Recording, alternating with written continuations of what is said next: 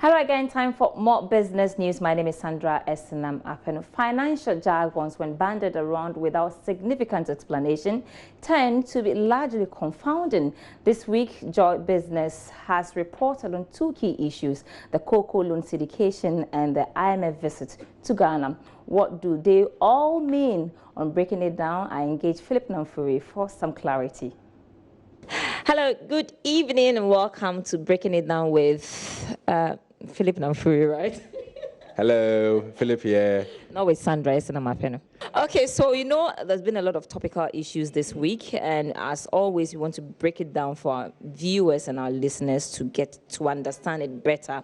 Two key issues this week: the cocoa loan syndication and also whether IMF is back in town or not. Let's take it from the cocoa loan syndication. What does this really mean? Okay, Sandra. When we are buying, when we're dealing in the cocoa sector, cocoa is very important to the Ghanaian economy.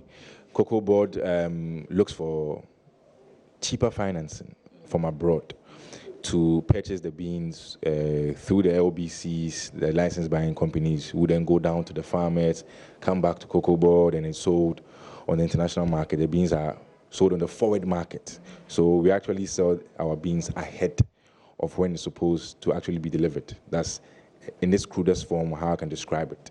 So when they go onto the international market, they go to raise money from a number of banks. And that's where the syndication comes inside. Anytime you are borrowing or a number of banks are coming together to lend, it's a syndication. So a syndicate. They all come together to offer this money. Why? You remember during the banking discussion, there was the single obligor where people really couldn't pronounce the word obligor. And we kept on asking, what is a single obligor limit? Each bank or banks are not allowed to lend to one individual entity beyond a certain limit, a certain ratio, a certain proportion. So each bank wants to reduce its exposure to that individual borrower that individual borrower. So they spread the risk among themselves. Imagine you were a bank and you're lending me 1,000 cedis. And you decided that, you know what, I don't want to lend Philip all the 1,000. If his salary doesn't come early and there's a problem, he might not pay me back all that 1,000. So let me spread it amongst the people in the newsroom. So I give some to George, we are free to lend. I give some to Joseph Dolphine to lend. So you take 300, Joseph Dolphine takes 400, George takes 300. So that 1,000 has been spread. So if I don't pay you back, you have reduced your risk to me. If I don't pay George back, he has also reduced his risk to me, and the same for Joseph. So that's what loan syndication means. Banks coming together to lend to one entity, and Cocoa Board just goes out to a number of banks. They give them the money. They come into Ghana, and then we're always hearing of the positive effect it brings onto the forex market. But the syndication seems to baffle people, and this is essentially what it means: borrowing from more than one financial institution. That's loan syndication. All right. I'm sure our viewers want to understand why we have quite a number of banks back home here and we still can't raise the money from them. Credits, the cost of credit. We've discussed on your show several times how expensive borrowing in the country can be. The dealing in this cocoa beans purchase and sale business involves huge amounts, and borrowing it from within our shores will be a tough sell. So I believe that's the reason why Cocoa Board goes out to look for credit, cheaper credit, and that's relatively cheaper, brings it in, and that's this. But we also know that there's always the forex issue, because you are bringing money in to Ghana, foreign exchange, where our operations are in Ghana cedis. So that issue also comes in. But I'm sure they will work through to ensure that they pay back these banks they borrow from the sale and purchase of cocoa beans that Ghana as a country is so attached to. Okay, I hope you get it now, but let's move to the next one, which is the IMF. Are they really back in town, and does that really mean that we are back to the program? Yeah, so when we reported that the IMF is in town for its visit, somebody asked me that, does that mean that we didn't end the program, or we failed the program, or we flopped the program? No.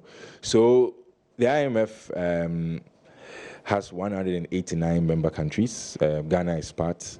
We just completed our program. But, however, under the IMF arrangements, they have what they call their Articles of Agreement. And under this, we have the Article 4 consultation, which suggests that if you are part of the IMF, on an annual basis, the IMF comes down to undertake what they call country surveillance.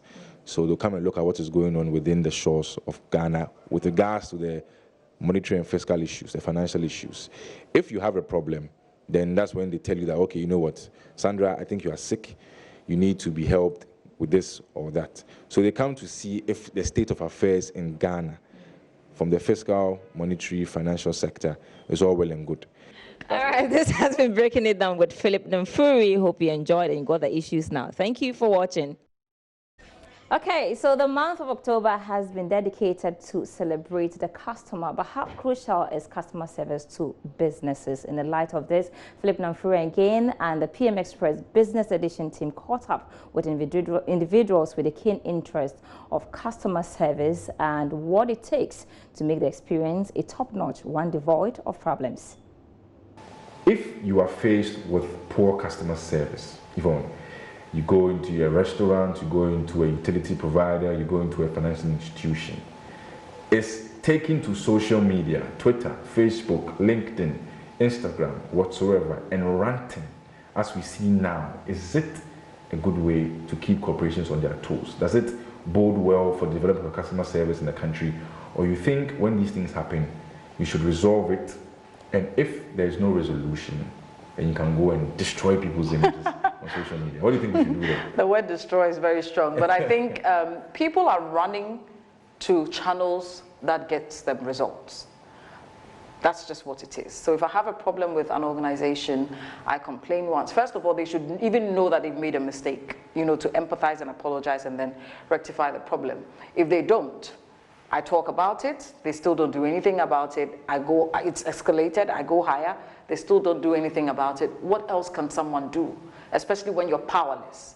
Okay, imagine you have a problem with the telcos, and we have problems with the telcos all the time. You have nobody to run to, right? What do you do?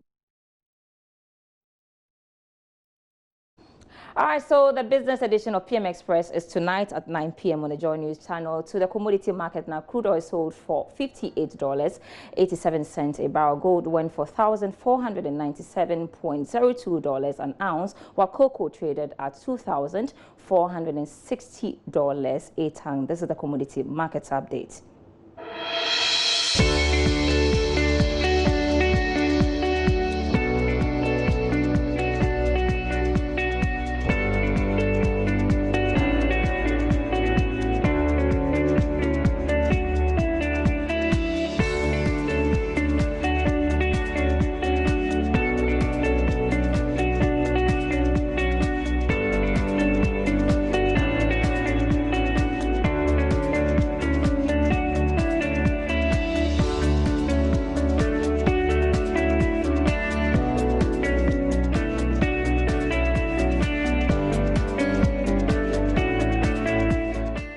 Thanks so much for your time. There's more news on our website, myjoyonline.com/business. My name is Sandra Essenam, and do have a great evening.